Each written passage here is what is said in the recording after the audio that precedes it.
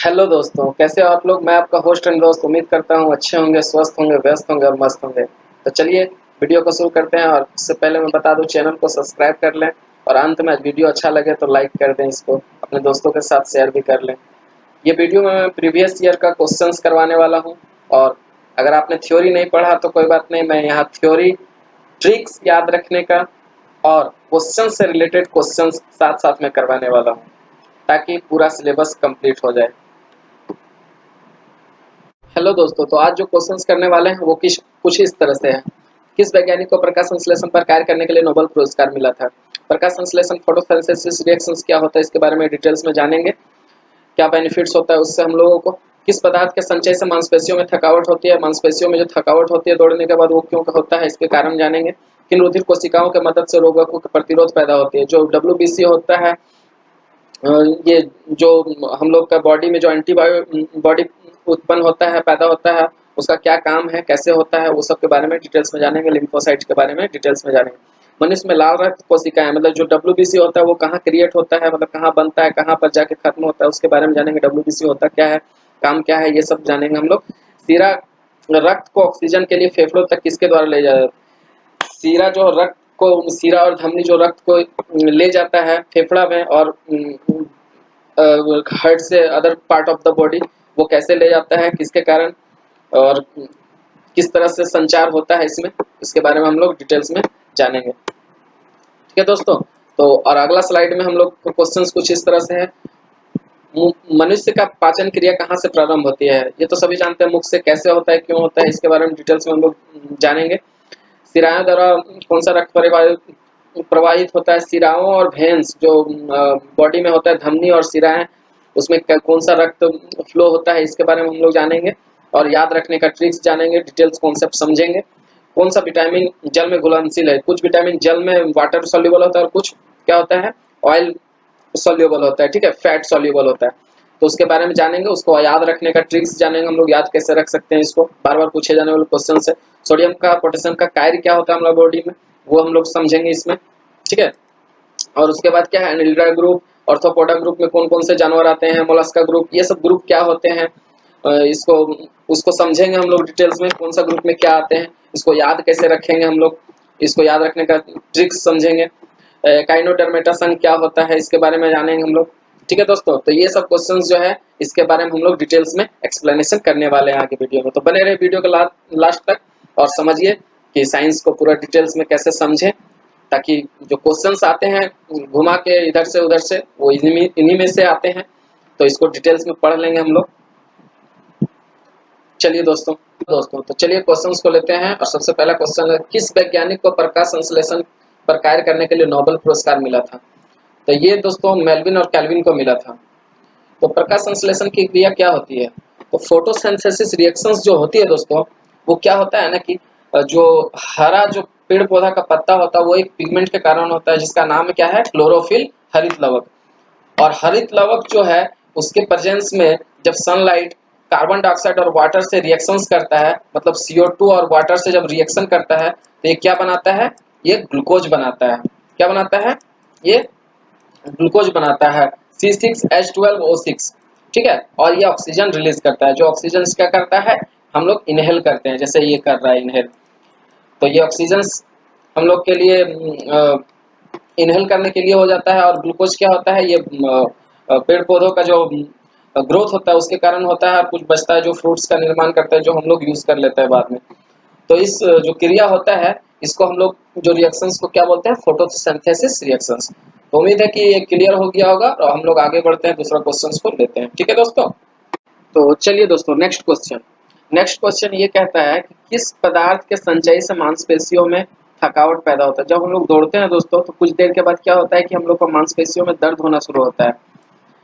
ये जो थाई है, इस तरह से हैंड में भी दर्द होता है, जहाँ जहाँ मसल्स है वहाँ तक दर्द होता है। तो ये कारण क्या है? तो देखिए दोस्तों, जब हम लोग इनहेल करते हैं ऑक्सीजन को, तो क्या होता है, एक्सेल इनहेल करने से क्या होता है, हम लोग को ग्लूकोज जो रहता है बॉडी में वो टूटता है और क्या होता है, एनर्जी में कन्वर्ट होता है, कार्बन डाइऑक्साइड में कन्वर्ट होता है, ठीक है। लेकिन जब हम लोग दौड़ते हैं दोस्तों तो क्या होता है कि इसमें जो इनहेल करते हैं हम लोग, वो ऑक्सीजन इनहेल अच्छे से नहीं कर पाते हैं। तो क्या होता है, ऑक्सीजन की कमी हो जाता है। तो ऑक्सीजन की कमी की उपस्थिति में जब ग्लूकोज टूटता है ना, तो वो लैक्टिक अम्ल में कन्वर्ट हो जाता है, किसमें, लैक्टिक अम्ल। और ये लैक्टिक अम्ल जब मांसपेशियों में जमा हो जाता है तो इसी से क्या होता है, हम लोग को पेन होता है, ठीक है, इसी से दर्द होता है। तो उम्मीद हो दोस्तों कि ये क्वेश्चन समझ में आया होगा। आगे बढ़ते हैं, ठीक है। तो नेक्स्ट क्वेश्चन है, किन रुधिर कोशिकाओं के मदद से रोगकों के प्रतिरोध पैदा होते हैं।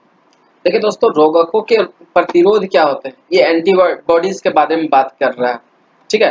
तो एंटीबॉडीज क्या होता है, इसके लिए हम लोग देखते हैं दोस्तों, मानव रुधिर जो है उसको दो पार्ट में हम लोग अगर बांट दें, एक प्लाज्मा जो कि पानी वाला पार्ट होता है, और एक जिसमें हम लोग ब्लड कॉर्पसेस के बारे में पढ़ करते हैं, रुधिराणु मतलब जो कण जो होते हैं वो। तो इसमें प्लाज्मा में भी क्या होता है, वाटर होता है 91%, ठीक है।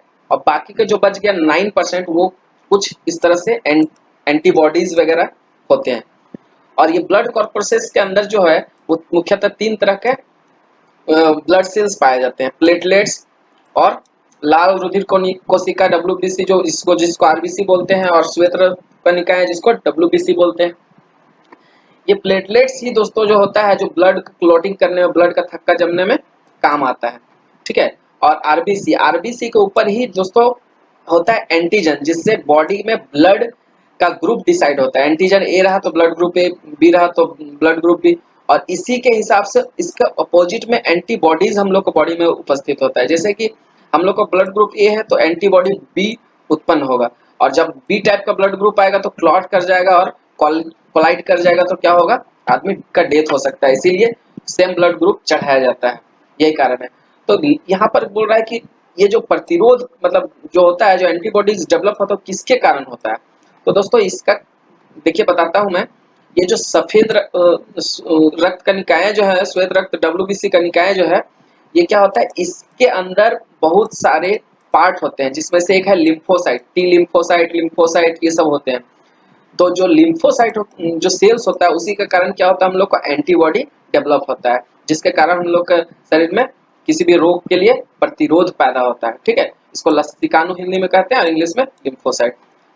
उम्मीद है दोस्तों कि क्लियर हो गया होगा। तो आगे बढ़ते हैं। तो देखिए दोस्तों, नेक्स्ट क्वेश्चन क्या है, मनुष्य के रुधिर कोशिकाओं के जीवन की अवधि कितनी होती है। तो 20 से 120 दिन होती है। ये लाल रक्त कणिकाएं, ये जो रेड ब्लड सेल्स है, देखिए दोस्तों पिछले स्लाइड में मैंने दिखाया था कि ये जो है आरबीसी है, ये रेड ब्लड सेल्स है, इसी के ऊपर एंटीजन्स पाए जाते हैं, जिसके कारण ब्लड ग्रुप डिसाइड होता है, ठीक है। तो ये क्या होता है दोस्तों, ये जो है रेड ब्लड सेल्स, ये कहाँ पे बनता है, तो ये होता है बोन मेरो में, मेरू रज्जु में, अस्थि मज्जा में बनता है। ये जो बोन है, बोन के अंदर में जो लिक्विड पाया जाता है ना, हड्डी, जो नॉनवेज खाते हैं वो लोग को पता होगा। तो यहाँ पे जो बोन में जो लिक्विड पाया जाता है, उसी लिक्विड में बनता है क्या, आरबीसी, रेड ब्लड सेल्स। और जब ये 120 से 120 दिन का जब टाइम हो जाता है, तो ये क्या होता है, इनएक्टिव हो जाता है, मतलब मर जाता है बोले तो और ये जाके जमा कहाँ पे होता है, तो ये स्प्लीन में जाके जमा होता है, जिसको हम लोग क्या कहते हैं, स्प्लीन को, स्प्लीन को हम लोग कहते हैं लीहा, लीहा में जाके जमा हो जाता है, ठीक है दोस्तों। तो उम्मीद है कि ये क्वेश्चन समझ में आया होगा, और हम लोग आगे बढ़ते हैं। क्वेश्चन है, सीरा रक्त को ऑक्सीजन के लिए फेफड़ों तक किसके द्वारा ले जाया जाता है। फेफड़ों तक किसके द्वारा ले जाया जाता है। तो देखिए दोस्तों, ये क्वेश्चन बहुत इंपॉर्टेंट है, इससे बहुत घुमा घुमा के क्वेश्चन पूछा जाता है और बहुत कंफ्यूजन क्रिएट करता है। सबसे पहले हार्ट, ये हार्ट है, ये लेफ्ट ऑट्रियम और ये वेंट्रिकल। ये ऊपर वाले को आलिंद बोलते हैं, नीचे वाले को निलय, न से नीचे, अ से ऊपर, ठीक है। लेफ्ट चेम्बर और ये राइट चेम्बर। इधर राइट, जो हाथ राइट है राइट बोलते हैं, इसको लेफ्ट है तो लेफ्ट बोलेंगे, ठीक है, समझने के लिए। अब देखिए दोस्तों क्या होता है, होता क्या है कि जो सीरा है वो ब्लड को हार्ट में ले आता है, ठीक है, और जो धमनी है वो हार्ट से ब्लड को बाहर ले जाता है, ठीक है। तो यहाँ पर देखिए दोस्तों क्या है कि ये बॉडी का अदर पार्ट है, बॉडी का अदर पार्ट से क्या होता है कि जो ब्लड ले जाता है वो कौन सा ब्लड होता है, हार्ट में ले जाता है वो होता है इम्प्योर ब्लड, मतलब अशुद्ध रक्त। तो अशुद्ध रक्त कौन ले जाता है, सीरा, सीरा ब्लड तक ले जाता, हार्ट तक ले जाता है ब्लड को, ठीक है। और महाधमनी, महाधमनी क्या करता है, ये हार्ट से ब्लड को other part of the body फैला देता है। तो ये क्या होता है, शुद्ध रक्त, शुद्ध रक्त जो है लाल होगा और ये अशुद्ध रक्त नीला होगा। अब देखिए दोस्तों, अशुद्ध रक्त, ऑक्सीजन के लिए जाया जा रहा है, मतलब ऑक्सीजन उसमें नहीं है तभी ले जाया जा रहा है ऑक्सीजन के लिए। तो ऑक्सीजन के लिए ले जाया जा रहा है, मतलब ये अशुद्ध रक्त है, तो अशुद्ध रक्त ये। तो ये कहाँ से ले जा रहा है? हार्ट से। हार्ट से ले जाने का काम कौन करता है? निकालने का काम महाधमनी। तो ये धमनी हो गया। और चूंकि ये फुफ्फुस, इसको बोलते हैं फुफ्फुस कोशिका, जो फेफड़ा के अंदर में जो कोशिकाएं होती है जिससे ऑक्सीजन एब्जॉर्ब करता है, जो उसको बोलते हैं फुफ्फुस कोशिकाएं। तो फुफ्फुस कोशिका के पास ले जा रहा है, इसीलिए इसको क्या बोलेंगे? फुफ्फुस धमनी। जो जाने का काम करता है हार्ट से, उसको बोलेंगे धमनी। देखिए यहाँ से भी हार्ट से ले जाया जा रहा है ब्लड को, कहाँ? Other part of the body, तो इसको क्या बोलेंगे? धमनी, महाधमनी। और ये फुफ्फुस धमनी, फुफ्फुस में ले जा रहा है तो फुफ्फुस धमनी। अब और ये ब्लड को अदर पार्ट में ले जाए तो महाधमनी। और सिरा क्या करते हैं? ले आता है ब्लड को हार्ट में। देखिए यहाँ सिरा, ये फुफ्फुस सिरा है, फुफ्फुस सिरा क्या करता है? यहाँ हार्ट में ले आता है। Other part of the body से यहाँ पर अशुद्ध रक्त ले गया हार्ट में। हार्ट का जो ये निलय है, सॉरी वो आलिंद है, उसमें ले गया और आलिंद से निलय में आया और फिर ये क्या कर पंप कर दिया यहाँ से पंप कर दिया ये फुफ्फुस धमनी पास। यहाँ शुद्ध हुआ और शुद्ध होके हार्ट में आया। हार्ट में आने के बाद ये निलय में आ गया, सॉरी आलिंद में आ गया और आलिंद से फिर कहाँ पहुंचा दिया? निलय। और निलय से फिर ये शुद्ध रक्त को ले गया कहाँ पर? Other part of the body. तो उम्मीद करता हूँ दोस्तों जल्दी में समझाया, आपको समझ आया होगा। और नहीं आया तो फिर से हम नेक्स्ट क्वेश्चंस आएंगे तो उसमें कवर कर लेंगे हम लोग। ठीक है, आगे बढ़ते हैं। क्वेश्चन है इस तरह से, मनुष्य का पाचन क्रिया का प्रारंभ कहाँ से होता है? तो दोस्तों आंसर है मुख से। मुख से हम लोग खाते हैं, यहीं से पाचन क्रिया स्टार्ट होती है। लेकिन मेरे हिसाब से देखा जाए तो ये खाने से पहले ही स्टार्ट हो जाता है पाचन। बोलो क्यों? तो इसमें क्या होता है ना कि खाना से पहले ही हम लोग खाना देखते हैं और लार आना शुरू हो जाता है, फेवरेट खाना रहता है तो। और लार ही क्या करता है? हम लोग को सबसे पहले खाना में रैप हो जाता है और वो क्या करता है? कीटाणुओं को मार देता है और वहीं से पाचन क्रिया स्टार्ट हो जाती है हम लोग को। ठीक है, तो ये लार जो है वो स्लाइवरी ग्लैंड से निकलता है, स्लाइवा लार को बोलते हैं। ठीक है, तो ये मुख से पाचन क्रिया स्टार्ट होती है और यहाँ एसोफेगस से होते हुए ये सब जाता है, छोटी आंत, बड़ी आंत, आमाशय में जाता है, स्टोमक में, और ये सब होता है। तो नेक्स्ट क्वेश्चन जब आएंगे तो उसको हम करेंगे। ठीक है, फिलहाल के लिए ये हम लोग जानते हैं। तो सिराओं द्वारा कौन सा रक्त प्रवाहित होता है? सिराओं द्वारा, तो यहाँ पर क्लियर नहीं कर रहा है कहाँ पे रक्त प्रवाहित होता है। ठीक है, यहाँ दिया हुआ है अशुद्ध रक्त, तो जान रहे हैं हम लोग अशुद्ध रक्त सिराओं द्वारा ही होता है। ठीक है, और धमनी द्वारा क्या होता है? शुद्ध रक्त। देखिए सिराओं द्वारा अशुद्ध रक्त, मतलब ये हार्ट में ले जा रहा है। हार्ट का बात करें, सिराएं द्वारा प्रवाहित होती है हार्ट तक, तो ये अशुद्ध रक्त को rest of the part of the body जो है हम लोग को शरीर से कहाँ ले जाता है? हार्ट में। तो ये कहाँ से ले जाता है? महाशिरा से। और ये अशुद्ध रक्त होता है, क्यों? शुद्ध करने के लिए। कहाँ पे ले जाता है? तो दायां आलिंद में, और इसके बाद नीले में जाता है और नीले से फिर ये जो सिराएं हैं, ये जो धमनी है, वो कहाँ ले जाया जाता है? धमनी के माध्यम से इसको फुफ्फुस कोशिका के पास ले जाया जाता है ताकि ऑक्सीजन से ये प्यूरिफाई हो जाए, ऑक्सीजन मिल जाए इसमें, और प्यूरिफाई होके कहाँ आता है? तो ये आता है दाएं निलय में आता है। ठीक है, और निलय से कहाँ जाता है? आलिंद में, और आलिंद से फिर कहाँ जाता है? बाकी शरीर में जाता है शुद्ध रक्त। ठीक है, महाधमनी के द्वारा। और चलिए दोस्तों तो आगे बढ़ते हैं, और ऐसे क्वेश्चंस बहुत सारे हैं। दोस्तों धमनी द्वारा कौन सा रक्त प्रवाहित होता है? तो धमनी का बात कर रहा है तो महाधमनी इसको मानेंगे। ठीक है, धमनी जहां बोलेगा तो महाधमनी इसको कंसिडर करेंगे। तो महाधमनी कहाँ है? ये क्या करता है? शुद्ध रक्त को ले जाता है कहाँ से? हार्ट से। मतलब जो ये दायां निलय है जो नीचे है, यहाँ से कहाँ ले जाता है? रेस्ट ऑफ द बॉडी का पार्ट में। ठीक है, तो ये महाधमनी ले जाता है। ठीक है, और यहाँ पर महाधमनी क्या करता है? तो यहाँ पर महाधमनी अशुद्ध रक्त को ले जाता है। ठीक है, ये बात को याद रखेंगे, कभी शुद्ध रक्त और कभी अशुद्ध रक्त, तो ये क्लियर कर देगा क्वेश्चंस में कि कहाँ ले जाया जा रहा है, हार्ट में या फुफ्फुस में। अगर हार्ट में बोलेगा तो महाधमनी क्या करेगा? हार्ट से rest of part of the body ले जाएगा। ठीक है, शुद्ध रक्त, लाल मतलब शुद्ध और नीला मतलब अशुद्ध रक्त। ठीक है, चलिए दोस्तों आगे बढ़ते हैं। तो दोस्तों नेक्स्ट क्वेश्चन है, नेक्स्ट क्वेश्चन कुछ इस तरह से, कौन सा विटामिन जल में घुलनशील है? मतलब वाटर सॉल्युबल विटामिन, और हम लोग बात करेंगे फैट सॉल्युबल विटामिन। ठीक है, तो वाटर सॉल्युबल कौन होता है? तो बी और सी। इसको याद कैसे रखेंगे? आपका स्कूल में आपका बेस्टी पानी मांगता है बोतल में, क्या बोल के? कोई बेस्टी होता है जो बोलता है बीसी पानी दो, तो बी सी कहाँ घुलेगा? पानी में, जल में घुल जाएगा। और बचा क्या? ऑयल। तो बचा कौन सा विटामिन? के, ई, ठीक है, डी और ए, यही ना विटामिन बचा, तो इसको हम लोग पढ़ेंगे कीड़ा, KED कीड़ा, ठीक है, कीड़ा पढ़ेंगे। और कीड़ा, मछली कहाँ फ्राई होता है? ऑयल में। मछली को नॉन जो वेजिटेरियन होते हैं उसको क्या बोलते हैं? कीड़ा है ये। तो कीड़ा कहाँ फ्राई होता है? ऑयल में। मतलब कीड़ा फैट में सोल्यूबल हो गया, तो KEDA विटामिन जो है ऑयल सोल्यूबल होगा, और BC पानी दो, ठीक है। चलिए दोस्तों, ये तो था क्वेश्चन। दोस्तों अगर मेरा चैनल को नहीं सब्सक्राइब किए तो सब्सक्राइब कर लें, और वीडियो अगर पसंद आया लास्ट में तो लाइक कर दे दोस्तों, मोटिवेशन मिलता है हमको, और शेयर कर दे अपने दोस्तों के साथ, ठीक है दोस्तों। तो चल, तो दोस्तों देखिए क्वेश्चन है, इससे पहले ये देखिए दोस्तों, केमिकल नेम्स है विटामिन का, ये भी क्वेश्चन एग्जाम में पूछा जाता है कि विटामिन ए का केमिकल नेम बताइए, तो रेटिनॉल, डी का कैल्सीफेरॉल, टोकोफेरॉल का ई, तो इस तरह से थायमिन, विटामिन B1, इस तरह से ये रट्टा मार लेना पड़ेगा, ठीक है दोस्तों। इसके लिए हम कोई ट्रिक्स लेके आएंगे जल्दी जब क्वेश्चंस आएगा दोबारा, तो ठीक है। तो चलिए दोस्तों यहाँ पर करते हैं, सोडियम का क्या कार्य है, ठीक है। सोडियम का पानी जो वाटर जो होता है ना, वाटर को उसको नियंत्रित करता है, ठीक है। जो ब्रेन में हम लोग को पानी होता है उसको ये कंट्रोल करने का काम करता है, और ये क्या होता है, प्रेशर्स को भी, रक्त मतलब जो हार्ट में है प्रेशर्स को भी मेंटेन करने का काम करता है, ठीक है दोस्तों। तो एक वीडियो देख रहा था मैं यूट्यूब में, तो एक लेडी जो है वो पानी पीने का चैलेंज लगाया था, और वो बहुत ज़्यादा पानी पी गया, और उसके ब्रेन में इतना ज़्यादा सोडियम नहीं प्रेजेंट था जो पानी को एब्जॉर्ब करता, तो उसका डेथ हो गया। तो याद रखिएगा, पानी जो है वो एब्जॉर्ब करता है सोडियम, और धड़कन में ये क्या करता है, धड़कन को भी नियंत्रित करता है। पोटेशियम भी होता है दोस्तों, जो दिल का धड़कन होता है उसको कंट्रोल करने के लिए, ठीक है दोस्तों। तो चलिए दोस्तों अगला क्वेश्चन को हम लोग देखते हैं। दोस्तों अगर वीडियो पसंद आ रहा है तो इसको लाइक कर दें, हमको मोटिवेशन मिलेगा, अपने दोस्तों के साथ शेयर कर लें, और चैनल को जरूर सब्सक्राइब कर लें ताकि नेक्स्ट वीडियो आप तक पहुंचे। तो दोस्तों आगे का क्वेश्चन करने से पहले थोड़ा सा एलिमेंट्री आइडिया लेते हैं। एक्चुअली में क्या है ना कि प्लांट और एनिमल को अलग अलग भागों में बांटा गया है, इसको वर्गीकरण कहते हैं, ठीक है।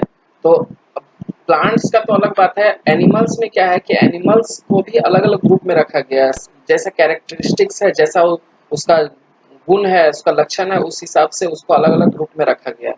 तो इसमें है सेल्यूलर, और एक होता है टिश्यू। तो सेल्यूलर मतलब जिसमें एक कोशिका होता है जीव में, वैसे जीव को अलग ग्रुप में रखा गया, और जिसमें बहु कोशिका मतलब बहुत सारा सेल्स होता है उसमें अलग ग्रुप में रखा गया। तो इस तरह से कुछ ग्रुप का नाम है, सेलेंट्रेटा ग्रुप, प्लेंटीहेल्मिन्थेसिस, एकाइनोडर्मेटा ग्रुप है, ठीक है, एनालिडा ग्रुप है, आर्थ्रोपोडा, मोलस्का, ठीक है, क्वाड्रेटा ग्रुप है, वर्टिब्रेटा ग्रुप है। ये सब ग्रुप का नाम है। ये सब ग्रुप में कौन से जीव आते हैं इसको याद रखने का हम लोग तरीका सीखेंगे आगे, और कौन से ग्रुप में कौन से जंतु आते हैं उसके एग्जांपल्स देखेंगे, ठीक है, क्वेश्चंस के माध्यम से। चलिए दोस्तों आगे बढ़ते हैं। तो देखिए दोस्तों, इसी में से पहला क्वेश्चन हम लोग जब उठाते हैं तो मिलता है, एनालिडा ग्रुप में मुख्यतः कौन से जंतु आते हैं। तो एनालिडा ग्रुप में जोक और केचुआ टाइप से जंतु आते हैं। एनालिडा मतलब जिस जो लीड जैसा बना हुआ, देखिए दोस्तों इसका स्ट्रक्चर कैसा बना हुआ है, लीड जैसा। तो ये एनालिडा ग्रुप में, एनालिडा ग्रुप में जोक वगैरह सब आते हैं, और केचुआ, ठीक है दोस्तों। चलिए आगे बढ़ते हैं, और आगे बढ़ के क्वेश्चन को लेते हैं। और देखिए तो एकाइनोडर्मेटा संघ, तो एकाइनोडर्मेटा संघ में क्या, उसके अंतर्गत जो जंतु आते हैं उसके बारे में, तारा मछली है, ब्रिटल स्टार है, समुद्री खीरा है, ये सब क्या है दोस्तों, जीव है जो एकाइनोडर्मेटा संघ में आते हैं। एकाइनोडर्मेटा, अचानक से हम लोग डर गए, एकाइनोडर्मेटा इससे डर गए, तो ऐसे जीव जो हम लोग को शरीर में क्या करते हैं, वो चुभा देते हैं, वो अपने सूल को चुभा देते हैं। तो वैसे जिससे हमको डर लगता है सूल चुभने से, तो वैसे जानवर को हम लोग क्या बोलते हैं, एकाइनोडर्मेटा ग्रुप में। तारा मछली, देखिए दोस्तों तारा मछली ये है, ठीक है, ये स्टारफिश, ठीक है। तो इस तरह से ये तारा मछली है, ब्रिटल स्टार है, जिसमें मतलब स्थूल युक्त जीव जो होते हैं ना, उसको एकाइनोडर्मेटा संघ में हम लोग रखते हैं, ठीक है दोस्तों। चलिए आगे बढ़ते हैं। नेक्स्ट जो क्वेश्चन है वो है कि मोलास्का ग्रुप के अंतर्गत कौन आते हैं। मोलास्का मतलब मोलायम, जो मोलास्का से हम लोग याद रखते हैं मोलायम, वैसे जीव जंतु जो मोलायम होते हैं, ठीक है। तो मोलायम कौन होते हैं, देखिए घेंगा, ये घेंगा जो है ये सब क्या है, मुलायम है। ऑक्टोपस क्या है, मुलायम है। क्यों, क्योंकि ये देखिए घेंगा कैस में रहता है, ये कवर्ड रहता है, इतना मुलायम है कि ये क्या करता है, उस अपने ऊपर कवर्ड लगा लेता है ताकि उसको कोई नुकसान ना पहुंचे, ठीक है। ऑक्टोपस ये क्या है, मुलायम है, ठीक है। पीला, ये सब क्या है, मोलास्का ग्रुप में आता है। पाइला, घोंघा को बोलते हैं, ठीक है। तो ये सब क्या है, मोलास्का ग्रुप के अंदर आता है। तो उम्मीद है दोस्तों आगे बढ़ते हैं क्वेश्चन को लेकर। तो देखिए दोस्तों, नेक्स्ट क्वेश्चन क्या है। नेक्स्ट क्वेश्चन है कि ऑर्थोपोडा ग्रुप में मुख्यतः कौन से जीव जंतु आते हैं। ऑर्थोपोडा मतलब बहुत सारा पैर, पोड़ा का मतलब होता है दोस्तों पैर, ठीक है। साउथ में हम लोग पोड़ा को पैर बोलते हैं। जहां पे कोई पैर गिनने का बात आता है, कोई ऐसा जानवर आएगा जहां पर पैर बहुत अधिक है, तो क्या बोल देंगे, ऑर्थोपोडा ग्रुप में। तिलचट्टा, जू, खटमल, मक्खी, सबका पैर बहुत अधिक होता है, ठीक है। देखिए इसे तिलचट्टा है, इसमें पैर गिनिए, ठीक है। जहां ऑर्थोपोडा आया पैर गिनना शुरू, ठीक है। चलिए दोस्तों वीडियो बहुत लंबा हो गया है, तो चलिए यहीं पर स्टॉप करते हैं और नेक्स्ट वीडियो लेकर आते हैं। तब तक आप लोग सब्सक्राइब कर दीजिए चैनल को और वेट कीजिए, ठीक है।